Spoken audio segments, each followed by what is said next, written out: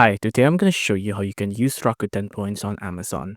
Now, do note that you can only use Rakuten points on Amazon Japan. And I don't think you can sign up to Amazon Japan unless you have a Japanese number as well. But if you search up Amazon Rakuten points like this and you go to this website, like customer help, display, and then this one, right? Order with partner points. You can click on this link down here. The link is like amazon.co.jp/en and then shop with points, right? You can shop with any points you have in here, right? But I do want to bring your attention to the official website of Rakuten here, right? If I go down here, you can see that there is a announcement that Amazon coupons, deals, and promo codes, and that Amazon is no longer affiliated with Rakuten and does not sponsor or endorse Rakuten services.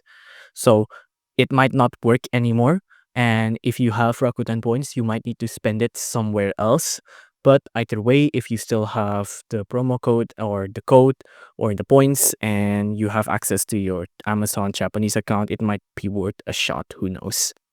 If you enjoyed this video, please consider liking and subscribing.